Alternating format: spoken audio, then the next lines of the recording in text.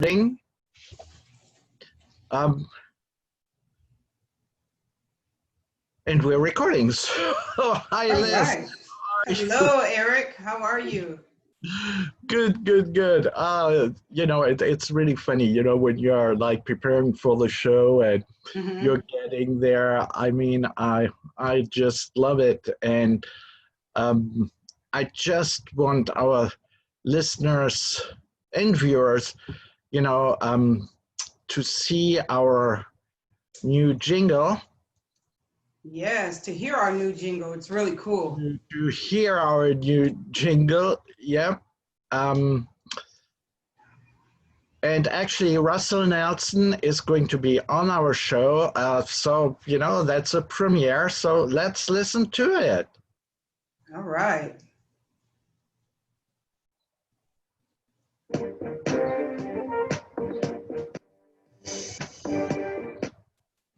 Well, I think we have to do that again from the beginning.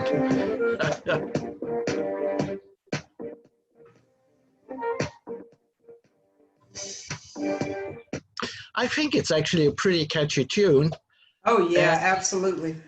yeah, and it's cool because also there, we have our show guests, which are going to come on soon. Well, first Russell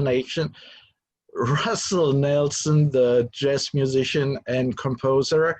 Then Jesse Nevarez, who is the director of national accounts at Winebow. And then, Liz, we have? And then we have Jolisa Webb, who is a divorce coach out of Fort Washington, Maryland. And she is also a woman-owned business veteran, lieutenant colonel in the Air Force. That is pretty cool. I'm looking forward to that interview. I mean, not, of course, to bring down our other guests, but this one I'm particularly looking for. There's so much going on, with veterans. We have our own problems here in San Diego, because a big part of our homeless population happens to be veterans. Yes. I know. And then, to close our show, we are going to have Raul Palma, a television producer out of LA, who is going to tell us a little bit about the ins and outs, in Hollywood. And I can only say I'm looking forward to pretty cool show. Yes, I am too. So, okay, let me see here. I'm like stopping my share, still playing with it, still getting used to it. Wait, you could think we are actually in our studio, like we had actually wanted to do, pre-COVID. Liz and I actually already had everything set up and ready to go. In September.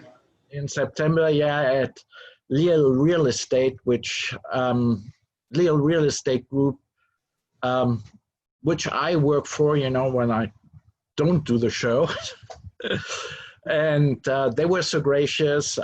They have actually a studio with all the bells and whistles, and we could have gone on there. And then COVID arrived. Then we didn't know what we're going to do, but hey, now here we are alive.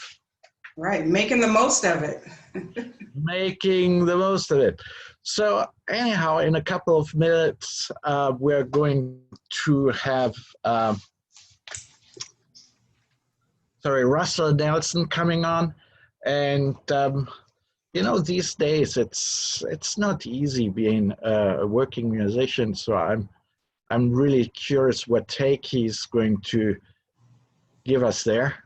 But Liz, I have to mention something here, because after all, you are a fashion designer, and we are in that COVID time, and you've been actually designing your own face masks. Yes, I certainly have been. I have been designing custom masks, and they're doing pretty well, For everyone I design, I always make it a point to donate a couple to our frontline workers and our respiratory therapists. So, you know, in the beginning, they couldn't, you know, it was more important for them to actually have the face mask. So, Yeah. you know, now it's a little, you know, it's a little bit better, but, you know, we still have to look out for them as far as face masks go. I know. So I do. Well, and you know, since it's our show, you know, I'm totally allowed to plug you and say, go on Liz Russell, you know, on your website. Yes. And you can actually order them there. And don't forget, you know, it's really for a good cause, because Liz is going to give, you know, what's the amount you are giving per mask? The masks are, they're between 10 and 15. Yeah. And, you know, like I said, we donate masks to the frontline workers and respiratory therapists. So, yeah. Mm-hmm. That is cool. So, you know what? Let me just we have already 3 of our guests, you know, waiting. So why don't we let them into the show for right now? And who knows, maybe we will have to play around a little bit. So let them in first. All right. Okay, so here they're coming. I love they're actually one person waiting. Jesse there. Oh. Right. All right, we have Jolisa. Hello, Jolisa. Hi, Jolisa. Just unmute yourself. Hey. Hello. Hello. Thank you guys so much for inviting me and having me on. Oh my gosh, I'm so excited.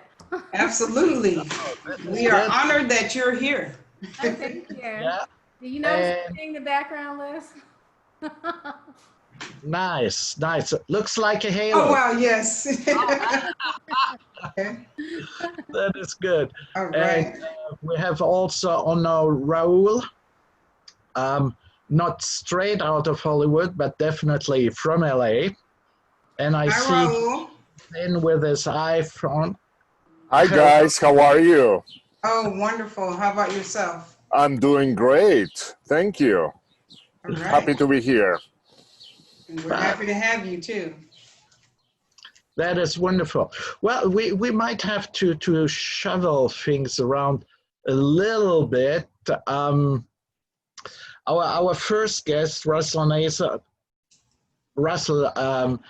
the jazz musician, composer, and also who composed our jingle, said he might have difficulties to come in straight at the beginning of the show, but it's wonderful, you know, to have this wonderful medium here on Zoom, and we can be a little more fluent, and we're just responsible for ourselves.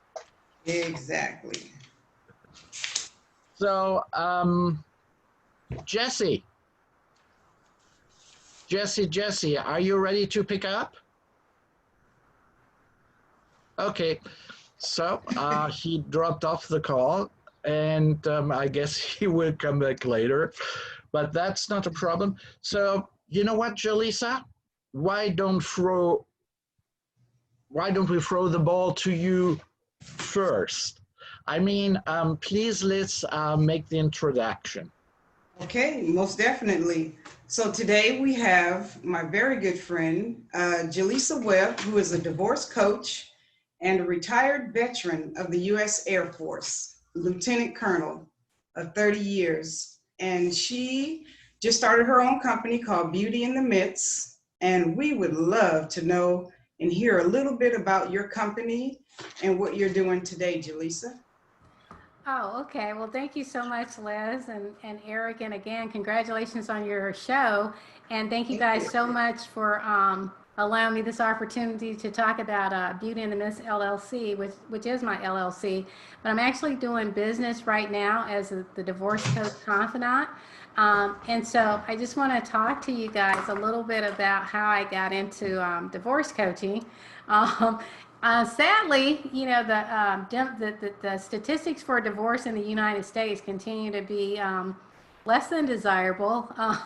We still continue to have kind of like a 50% divorce rate in general, and that rate for female veterans, and also something that we call the gray divorce now, which is people who've been either been married 40 years or more, or people who are over 40, in reference to those nasty little strands of gray we get sometimes all over our hair and other places we don't want to talk about. They call it the gray divorce, but increasingly there is a rise in those types of divorces, with women often initiating those divorces. And so I kind of bumped into divorce coaching a few years ago. I was leveraging some of my veterans benefits, taking a class on entrepreneurship. And as part of the assignment, we had to come up with a business that we might be interested in and a business plan. And so I was like, oh yes, fashionista, I want to be an image consultant. So, I want to be an image coach. So I started doing the research to become an image coach, but I stumbled across divorce coaching. And because I've been divorced myself, and I remember, you know, how traumatic that experience was for me. I really kind of leaned into that a little bit more, and I was just really impressed with, you know, what the profession stands for. It's not just for women. Obviously, there are services available to men, and I can actually coach men as well. But my primary focus is on women, and particularly female veterans and women in leadership, because I know how hard it was for me as somebody that people sometimes think has it all together. You know, you're that leader, you're that commander, you're that, so divorce, you know, yeah, just sign the paper. And no, it's not like that at all. It's still very overwhelming. It's still very, you can have a lot of shame. It can be a very lonely experience. Sometimes you just don't feel like dealing with it. At the time, I had my daughter who was about to turn 13. And when I read about, you know, this industry that can really reach out and help people no matter where they are in the divorce process, whether they're thinking about divorce but not decided, whether they're in the divorce process but having trouble with all the paperwork and all the steps that go along with it, or if they're just in the aftermath of it and kind of struggling to get their sea legs back and move on. You know, we can come in and we work with them to kind of be their thinking partner, to help them take some of the emotion out of it and think more strategically so that they don't make an even bigger mess, you know, during the process. And so they really can show up as their best selves during this process. So that's... So, I know that's a mouthful, but I'm passionate. you know, I'm so happy you're so upbeat because, you know, I myself had to go through 2 divorces, so I know it can be, you know, very taxing on you. But that's not really what I wanted to talk about. So do you feel that, you know, in the, how shall I say, you know, in the military or, you know, with veterans, that they are more likely, more vulnerable, you know, to become divorced than other parts of the population? The statistics show that female veterans, that the highest rates of divorce are among female veterans. And so what we kind of could attribute that to, and as I told Liz a few years ago, I was selected to participate in the I'm Not Invisible campaign for female veterans to talk more about it. But what we kind of think of is, you know, sometimes just the pressures of deployments and trying to come back and reintegrate into the household. Sometimes, you know, female veterans suffer from some of the same things that male veterans suffer from. Post-traumatic stress syndrome. You know, we do go closer to the fight sometimes than people like to think. We come back with injuries, some of them that change our lives forever. We struggle with homelessness, unemployment, joblessness. As a matter of fact, one of the fastest demographics of homeless vets is females.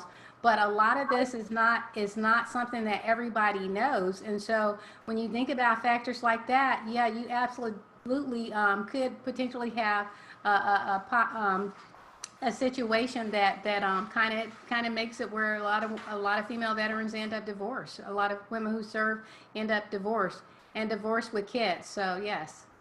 Wow.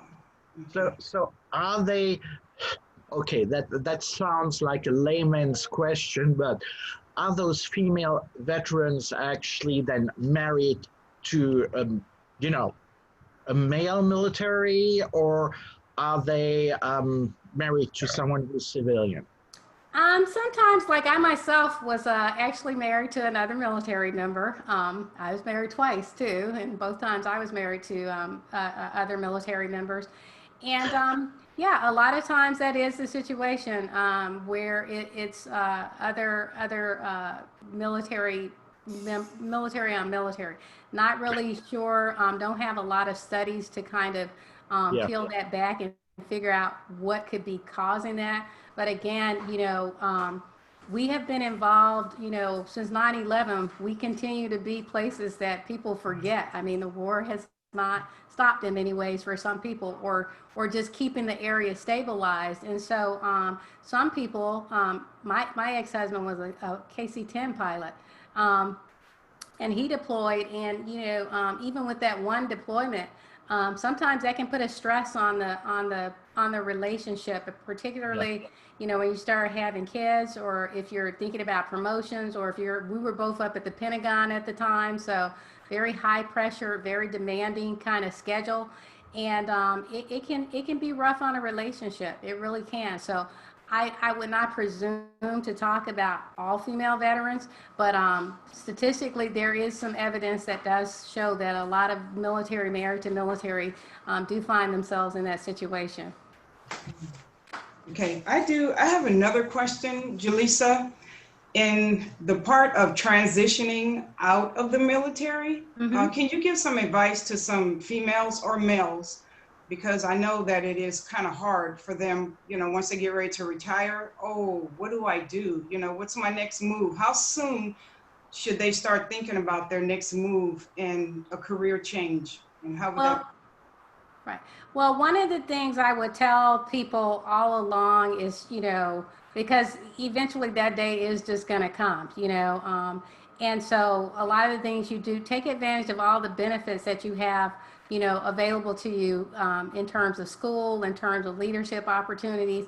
Take advantage of all of that stuff, as much of that stuff as you can while you're still in the military, and then get smarter about a lot of the services that we offer, because I happen to work at the Department of Veterans Affairs full time now. But start to get really familiar with the various benefits offered by the Department of Veterans Affairs. And mind you, I'm speaking as Jolisa right now. I'm not speaking as a representative for the Department of Veterans Affairs, but I do happen to work there.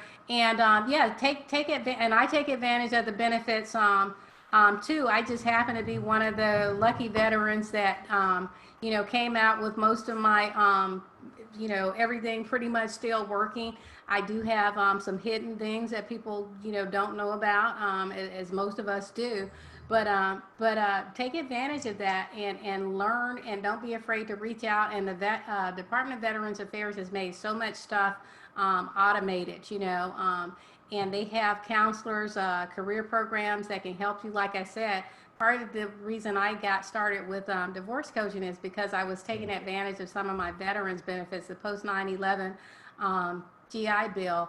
It would have been nice if I could have used it to pay for my daughter's college, but I was already retired when it came out. So in order to take advantage of it, I went ahead and said, hey, what would I like to do when she finishes school? And I'm in a position to kind of lead the Department of Veterans Affairs. And so that's why I started looking for something like this, so I could kind of start dual tracking, but still have a little safety net. And I would encourage anyone really, while they're still in the military, to the extent that you can find opportunities to kind of do something, start with one foot before you get both feet out the door, then start doing that. And the other thing I would say is, when you get out, try that doggone uniform on at least once a week, maybe once every 2 weeks. It will keep you from putting on some pounds. It will keep you from putting on some pounds, because you'll be like, you're like, oh yeah, I still look good. And then, but the uniform does not lie. It is not forgiving. You can't hide it. You can't fool it. So, yep, keep that uniform handy and put that Hummer on at least once every 2 weeks.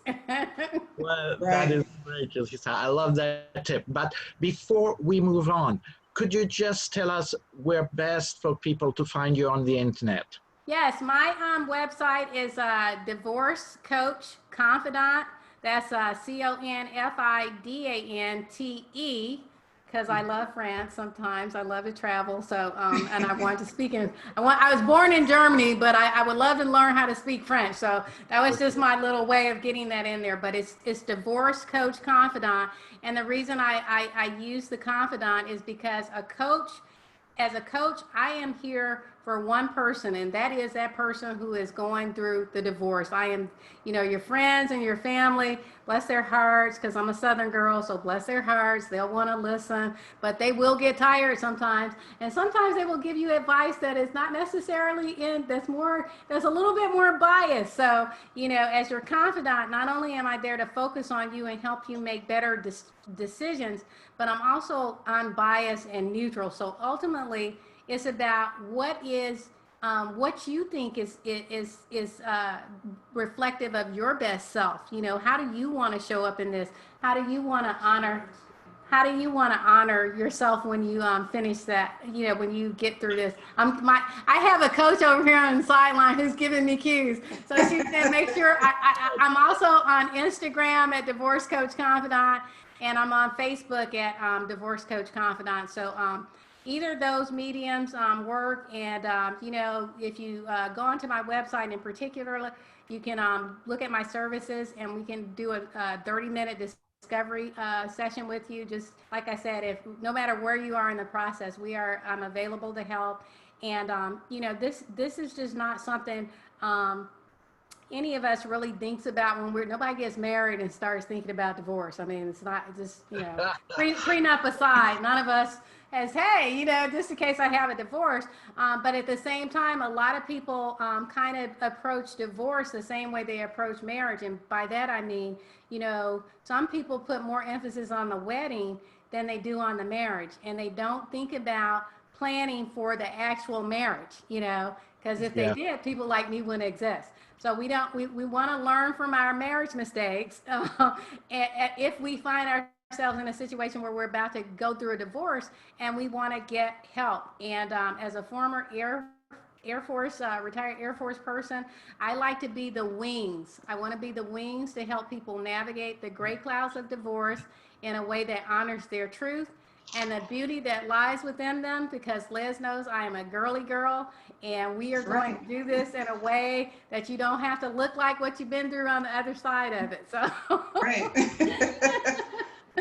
That's right. That's right.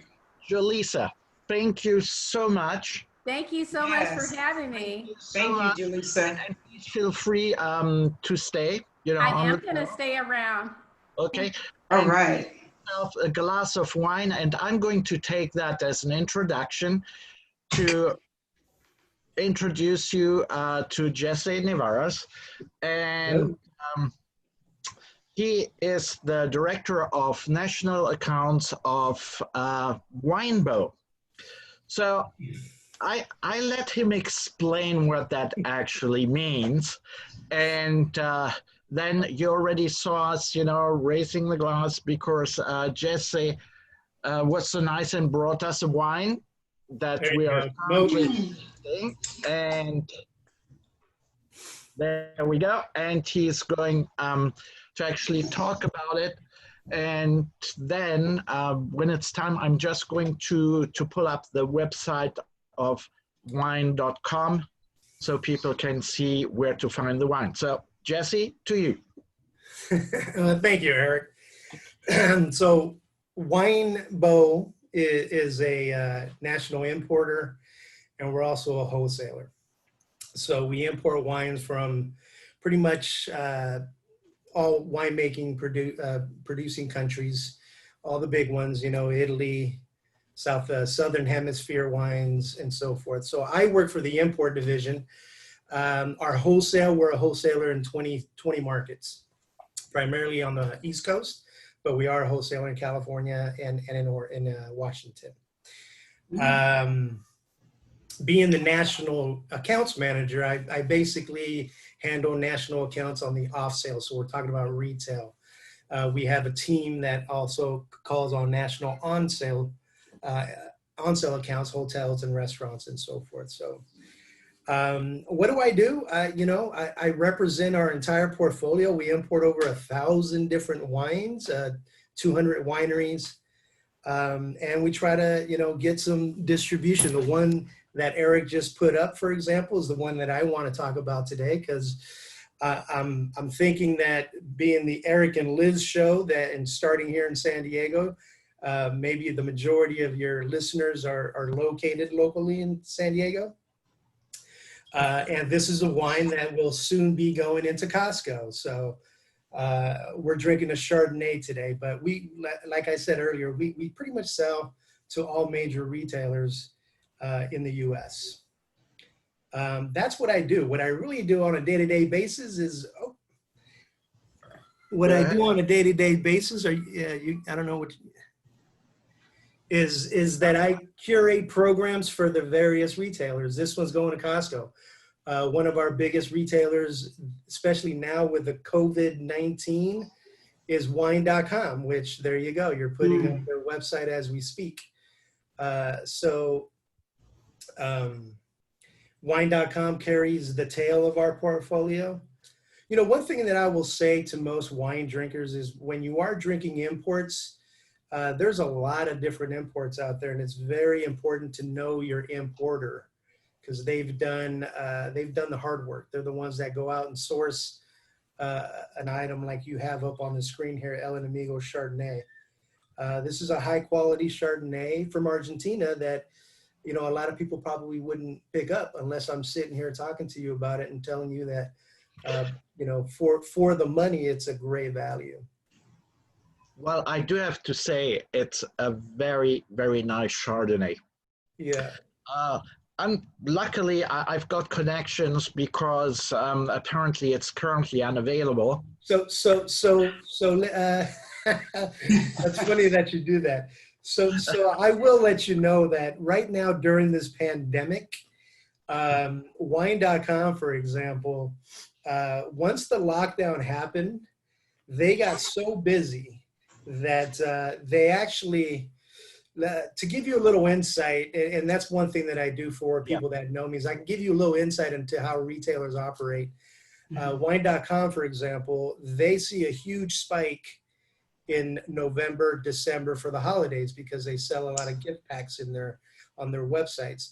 They actually have 17,000 different wines on their website, but their warehouses are somewhat limited, as you can imagine. So during this last month and a half, 2 months, they've experienced so much sales that they've actually had to take down what they call their virtual site. So when you see El Enemigo on there and it says currently unavailable, it's actually available. They are currently working, and they've been doing it for 2 weeks. They are currently working to get their site back up to speed, because their site actually crashed. That's how much business they were doing. And that's just a little insight, because if you go back like in a couple of days, it'll be back up. It is available, but in any day now you can go into Costco and get it as well, since they are bringing it in. And it's a little bit less than what wine.com had it on there. And I handle both of those accounts, so I have to be very politically correct on what I say here. No, but I understand. So the interesting part, so if I do have a Costco membership, I really do get something for my membership, in this case, a discount on that particular wine. Absolutely. I will say that Costco, by and large, you always have to be, you know, when you're going into retailers, you have to be careful what you buy. You know, some retailers will do, you know, 3 for $10, or you get these great deals. And they are good deals, just depending on what you're looking for. Costco, by and large, gets the best offers, and they're very aggressive with their pricing because they do have a membership. So people actually pay to become a member. That they work on very aggressive retail. So I would, in a general sense, I would say that everything you pick up at Costco is pound for pound, dollar for dollar, is high quality for what you're paying. Can't say that about everybody. Not everybody. I can say that about Costco and so forth. So let's come back to this wine, which is. What do you think about this wine, Eric? 'Cause you are an F&B, you are a wine connoisseur. What do you think about the wine, and how would you explain it to your audience? I mean, I like him because it's literally very palpable. You know, not very acidic. No butter. You know, which I personally appreciate. But it depends. Our occasion, I like the buttery, but then there are occasions where I prefer the none. I mean, this wine would go excellently, I think, with a nice seared sea bass with some snap peas and some zucchinis. I could see that. Or by itself on a virtual show. Yeah, you know, I think, you know, I think people's tastes are evolving. The buttery Chardonnay, even though there is a wine out there called buttery Chardonnay, and it does quite well. You know, we import family-owned wineries, but by and large, I think the consumers' taste, as people keep drinking, they do tend to be able to tolerate more acid. They do look for a little drier, cleaner type of wines. And this Chardonnay in particular is done in a very unique style that, and I know I don't have a lot of time here, but the uniqueness of this wine is if people are familiar with sherries are from southern Spain, and it's a very unique taste profile. But they use they actually have a yeast that, because as we all know, let me explain, that yeast will eat the sugars and start creating the alcohol, the fermentation process. And yeast in Spain, based off of the climate, will create a veil above the wine in a barrel, and that really allows for the wine to do an anaerobic, converting sugars to alcohol. Then it does an aerobic fermentation where it starts working on the acid and converting the acids to different types of alcohols. So this wine, to me, is done. It is an Argentinian Chardonnay, but it is cleaner. It doesn't have the butteriness to a lot of domestic wines. But it doesn't come across acidic because of that unique style of making the Chardonnay, using the flor, which is a veil across the wine. And I'm not going to get too technical with it, but this is a wine, to your point, that is not a buttery Chardonnay. It's got a good balance. It's got the fruit. It's got the toast, but it is well balanced with a nice finish. And it doesn't explode too much with toast and oak. That sounds cool. I do have a question. Sure. First of all, I like to say I'm so glad this hasn't affected your business. That's awesome. So we could drink to that. And also, which Chardonnay would you recommend? Because I love Chardonnay. That's one of my favorites. I absolutely love Chardonnay. I would recommend the El Enemigo Chardonnay. Coming to Costco really soon. Okay. You know, I would say this, because most people obviously in the U.S. drink domestic Chardonnays.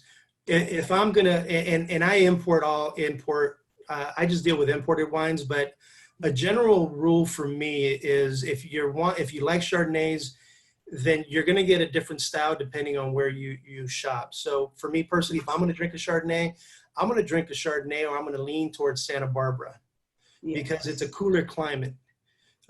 So if I'm going to drink a Chard or a Pinot, I'm going to go to a cooler climate because my preference is not big explosive fruit. I prefer something that's more true to character of a Chardonnay, but a little drier, a little more elegant. Chardonnay does better in cool climates. So if you're drinking a Chardonnay from, say, Central Valley, or even in parts of Paso Robles, like on the interior part, or even Napa, they're going to be a little bigger, a little rounder. Alcohol can, they may be a little bit more alcoholic, which kind of goes to the roundness of it. I prefer Sonoma Coast or the western part of Paso, or even Santa Barbara. Same thing with Pinot Noir. If I'm going to drink a cab, Napa is the king of cab, right? But if you don't want to spend the dollars for a Napa, I would go to Sonoma. So if you want a specific brand, Liz, of Chardonnay, ooh, that's tough because I'm not a big Chardonnay drinker. I would go with El Enemigo Chardonnay. Okay. Costco will be having it here in the next week or so. They're bringing a bunch of it into San Diego. All right. Yeah. And it'll retail for about $19. Well, you know what? We drink to that. And thanks for having me on. Actually, Thanks for coming. Jesse, thank you so much. And this is actually, really good. And we can easily switch over now, actually, to Raul, which happens to actually be from Argentina. Yes, well, actually, that's a lie, but I consider myself Argentinian. I'm Jesse, I'm waiting for my bottle of El Enemigo. So, There you go. And the wine.com website crashed because of me. That I was trying to order all that wine. But basically I was born in Peru. At the age of 2, I moved to Argentina. I was raised in Argentina until the age of almost 14 that I came to the States. So I'm a citizen of the world, and that's where I consider myself. I've been lucky enough to travel a lot, and nothing. I just love culture, different cultures, different tastes, and don't believe in flags, believe in open borders and just being just one type of people. Well, I can definitely attest to that. Interestingly enough, you're one of those people, which is working and has been working, in television production. And we had a little, production meeting for the show, and we talked, and something very interesting came up. And particularly because we're doing this show and it's being streamed, and you said, this is actually a big problem for conventional TV.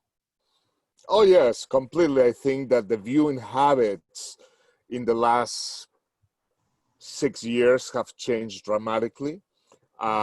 People they want their content whenever they want it, at the time they want it, in the device that they want it. In the past, as the television programmers, we used to have a saying that is appointment television. And the example I gave the other day is kind of like, you wanted to watch Friends, you had to sit on the TV every Friday at 9 p.m. to watch Friends. You didn't have any other way of watching it. Right now, you can record it, stop it, watch it on YouTube, pirate. You can do whatever you want. Another example is that I had cable boxes on all of our rooms, and my daughters don't use television anymore. They're so used to the smallest screen. They're so used to watching content on their computer. Well, another thing that is happening is that content is getting much shorter. the attention span of the audience is becoming worse and worse. For me, I don't think it's a positive, but we just want the headlines. We do not want to read the articles. Well, thank you very much, Raul. That was very nice, and we see you later. Okay.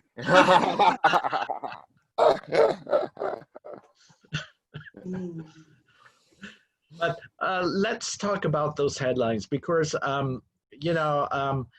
you have a very, you are very professional, big background. I happen to know that one of your favorite filmmakers was Fellini. So how did he inspire you? Well, Fellini, yes, I think I have two favorite directors, and Fellini is on the top of the list. And I don't know, Fellini is Fellini. He created his own world. I mean, the word Fellinesque he's so rich, so dreamy, and his characters are very complex. And I just fell in love with that. I love his imagery, his storytelling, and he's the one that inspired me to start studying filmmaking. But then I got a job in television, and I made a career out of working in television and sports, nothing to do with creative filmmaking, actually a very male dominated, very good old boys club type of industry. But I made a career out of it, which I'm very proud and happy. I'm not dogging it, but yeah, Fellini is a great inspiration, creatively wise. Yeah, well, that's true. And we spoke also about that in and out of Hollywood. Yes. 20 years in the industry. And again, Hollywood is segmented into many different types of genres and different types of businesses. I came from the sports television that is not entertainment. It's completely different. And I was there for about 20 years, 20 plus years. Then I left this company that I'm not going to mention because some people might throw stones at me. And Well, now you can say it's our current president's favorite. Yes, of course, yes. Don't talk about my president. But basically, now I'm out of the industry. Right now, I'm doing marketing and digital content, and I'm also looking into other projects. So I miss having my corporate card, because that got me through some really nice restaurants and some really nice wines. So I miss my corporate card. But besides that, it's a good thing to reinvent yourself.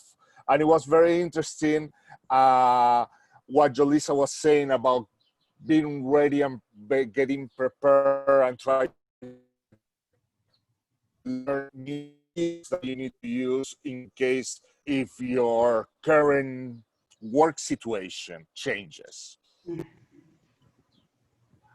Yeah, that happens a lot right now. I don't know, Jolisa, if you just want to chime in.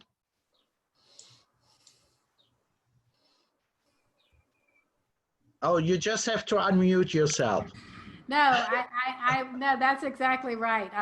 You always, I think I always have this thing about starting with the end in mind, kind of thinking about what could potentially be next. I even have my daughter. I was having a conversation with her the other day, and I said, okay, so she's a rising junior in college, and I was like, okay, so let's talk about what you see envisioning for your junior year, but let's also talk about what does it look like as you start to think about graduating from school? I mean, what's your plan? And I do that with people that work for me too. So you just don't want to find yourself, especially with the world we live in and as dynamic as things are. I mean, I think we learned a lot about this. COVID-19 taught us a lot about a lot of things. including how much we love wine, but and that wine is an essential, that liquor stores are essential operations, you know, but it taught us a lot. And you know, and so you always have to be ready to pivot, you know, and the best way to be ready to pivot is to start doing something while you're grounded in something else, and you got a little bit of a safety net. So You know what? It's interesting because I think I learned the hard way. I worked for the same corporation, different divisions, multiple divisions for so many years. And I was really good, and I think I still are really good about working for others. I'm a very good employee. And it was hard to get out of that. And first you lose part of your personality, because your personality, you had a brand behind you. And then I was just Raul Palma without the brand behind me.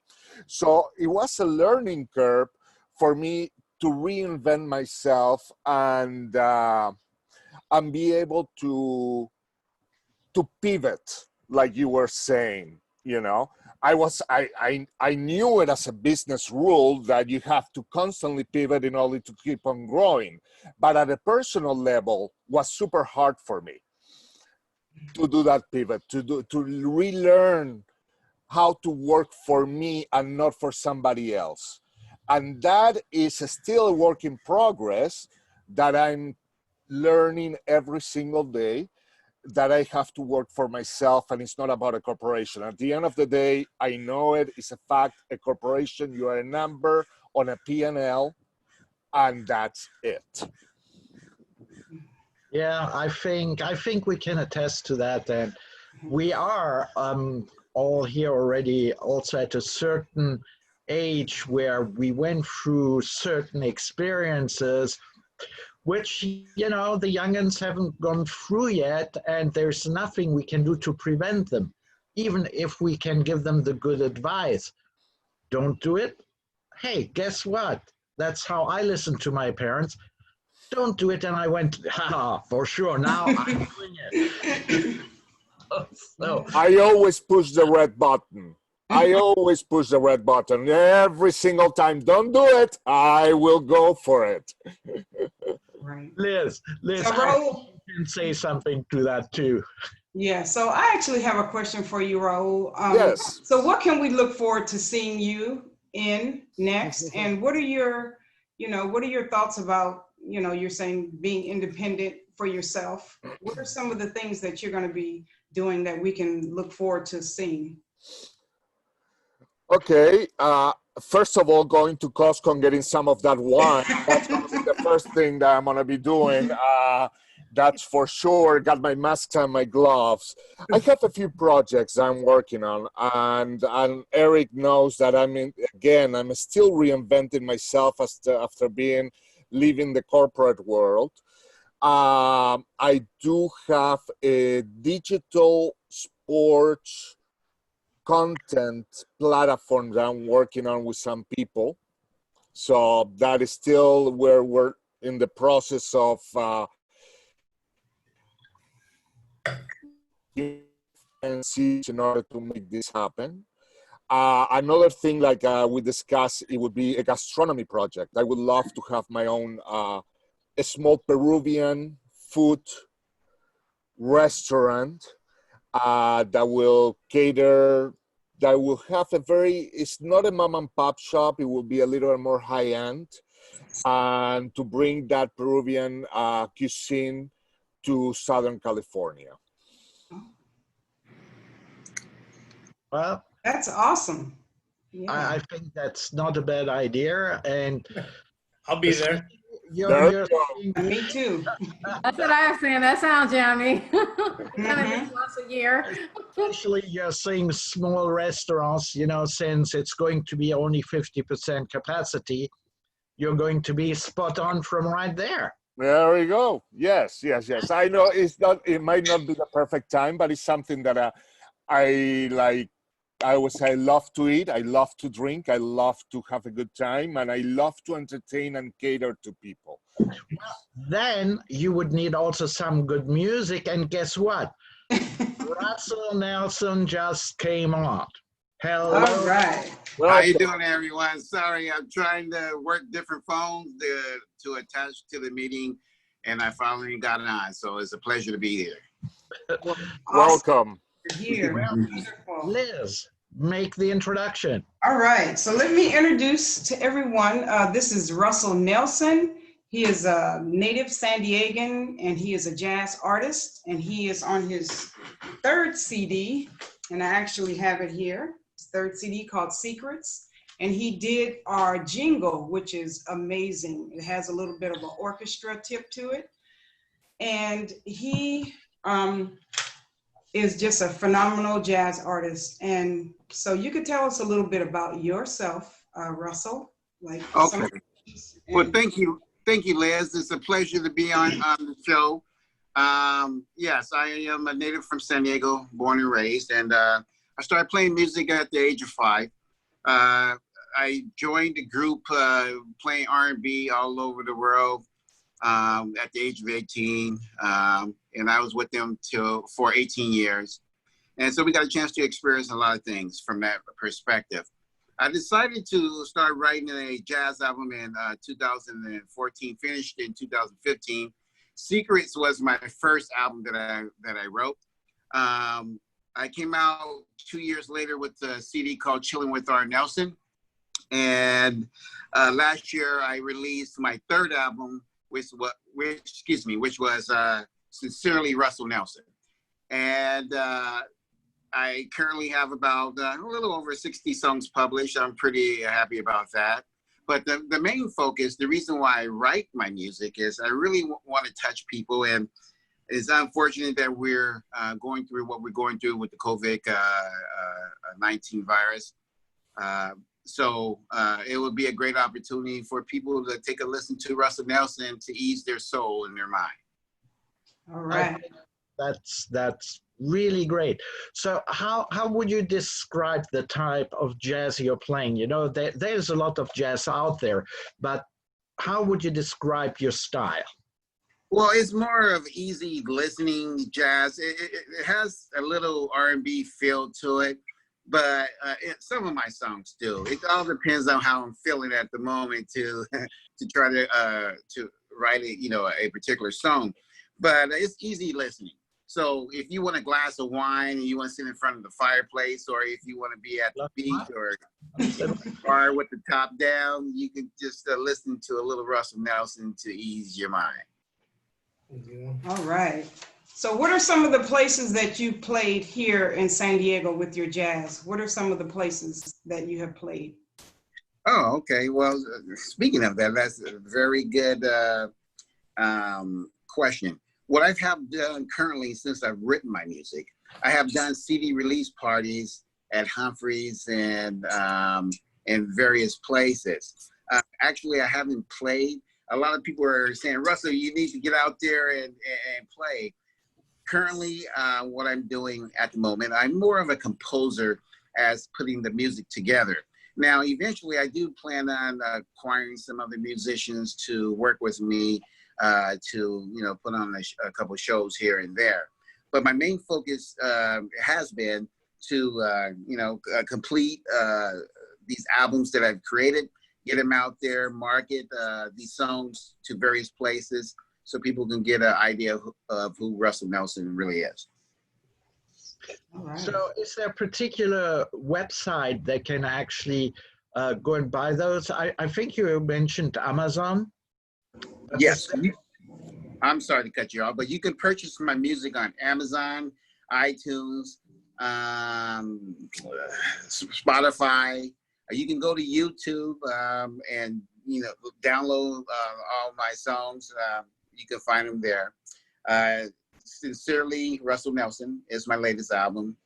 Chilling with R. Nelson came out 2 years ago, and Secrets was my first album. So how is it for you, right now, because I know, especially during this time for musicians, it's pretty hard because they have new venues. They have basically no venues to play in. So what do they do? Well, everyone has phones, have access to social media. I'm all over the internet where people can listen to my music, get a taste of what I've written. And, you know, the key thing is I write to, you know, please folks as far as their soul and their things that they're going through that could be a tough time in their life. Not everyone is going to like my music. I understand that. But I think the music is for the world because it's very peaceful. And during these times that we're going through, there's a lot of heartache, a lot of death, a lot of confusion. And I think they need some substance. And I think my music provides that. Right. Or you can come on the Lizz and Eric show and, hey, play your music. Absolutely. Everybody's doing virtual now, you know. Yeah. People have concerts on, you know, on Zoom. They have lots of concerts, drinking a little bit of wine as they're listening to musicians play. That would be another opportunity. Because my daughter is a music therapy major, so just what you were talking about in terms of music healing and helping people during this time. So yeah. Well, that's wonderful. That's wonderful. Yeah. Sorry, by the way, we are coming, you know, to the part of the show where it's open mic for everybody. All right. So just unmute yourself. Well, I know I came late. I just want to say that I appreciate the opportunity that you provided me to allow myself to let people know who I am and get a chance to hear a little bit of Russell Nelson. I appreciate it, and this is a great platform, and thank you very much. Russell, I have a question. What is your instrument of choice? I'm a drummer. Drummer, okay. Yes, I've been playing drums for a little over 30 years. My second instrument is piano, which is a percussion instrument. You know, anything you bang is a percussion instrument. Right. And my third instrument is horns, trumpet. Nice. So, and another question for you: who is your favorite jazz musician of all times? Oh, well, you got George Duke. You have Herbie Hancock is pretty nice. Yeah.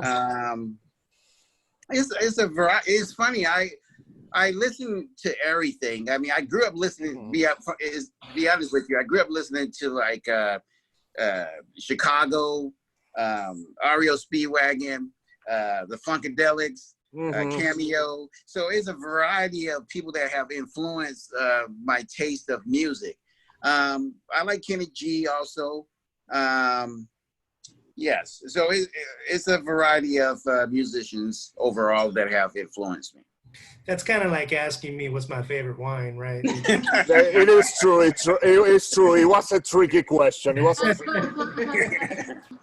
like the one in my glass, but you know, yeah, it's. It definitely looks like we got the party here down here. We got the music, we got the wine, we got the cinematography, you know, we got the fashion. So it's definitely a party going on here. So yeah, if it doesn't work out, you can, but you can call me. But we actually try to keep it together too. I really do. So I'm not just pro divorce. I try to keep it together too. Right. And Jesse, for you, do you, by any chance, you carry any wines by Michel Roland from Argentina? We do not. From Argentina. Yeah, well, he has vineyards. I don't think he consults for any of the producers that we import from Argentina. We actually we carry Catena. And this is actually a Catena brand, the El Enemigo. It's actually a partnership with Alejandro Vigil, the head winemaker, and the youngest daughter of Nicolás. It's Adriana Catena. Right now, Laura Catena is the president of the Catena family. But I know that Michel Roland has consulted for one of our Chilean brands, La Pastol. Okay. So he does work with La Pastol, but I don't think he consults with any of our producers in Argentina.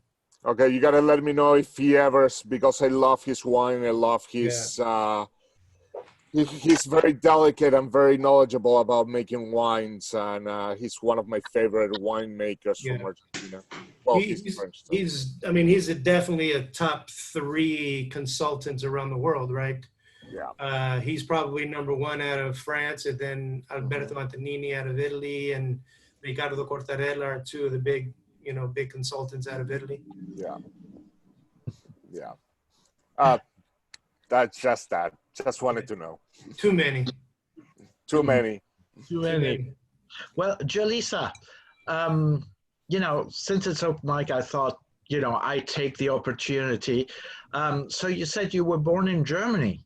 Yes, I was born in Germany. My dad was in the army, so I was born in Bad Cannstatt. I think we left by the time I was 2, but I did get a chance to go back when I was in the Air Force, and I was stationed at Rhine Mine for about a year and a half. So that was pretty nice. Got a lot of travel and stuff together.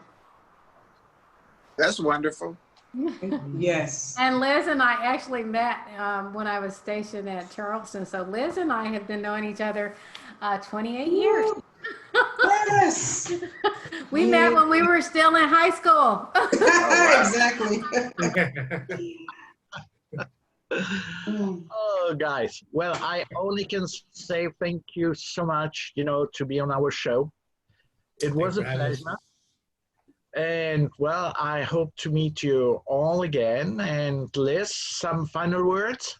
Yes, I'd like to thank each of you for coming and joining us. And I wish each of you the best. Thank you so much for having me. I mean, I'm so honored. So, and congratulations again. And it was my pleasure to meet all of you. And I will be tapping into your websites too. Likewise. Next time, hopefully, it won't be virtual. I'll make the Argentinian asado. Jesse will bring the wine. There you go. Russell will bring the music. That's right. Absolutely. Jolisa will give us therapy. And we'll be all fine and happy. Exactly. All happens at my house. There. Yeah. Let's make that happen. We will, and then we're going to do a little something and do a very nice after show party. There you go. Yes. Yeah. Thanks That for sounds having great. us. Good Thank luck you. with the rest of the program. Thank you. Flick yourselves out. Okay. Bye, Liz. Bye, guys. Bye-bye. Thank you, guys. Pleasure. Take care. See you. Bye. Bye, Bye, Eric. Raul. Bye, Liz. Thank Bye. you. Bye. Jesse, bye. Resume anyhow, so that what the other people didn't see, they're still going to see. Still, it's still on, which is kind of funny. And so, what did you think about our show? I think it's amazing. I do. And of course, we always have, this is just the beginning, and Yep. there's definitely room for growth. And I'm looking forward to I'm looking forward to it. Yeah, and to everyone who is still watching and listening, and to have any, questions you would ask, our future guests, please write us, to the Eric and Lizz Show at gmail.com. Mm-hmm. Exactly. We'd love for you to be in touch with us. Absolutely. I do have the jingle. You do have the jingle? Go ahead.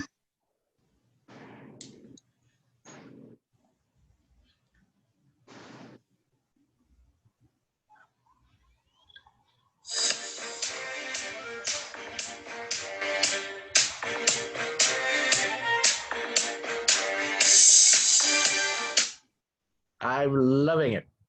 Yeah, so do ours. Sort of sounds like an orchestra type. Yeah. With a little pizzazz to it. So, see you again next week. All right, same time, same channel. Bye from the Eric and Lizz Show. Bye-bye now.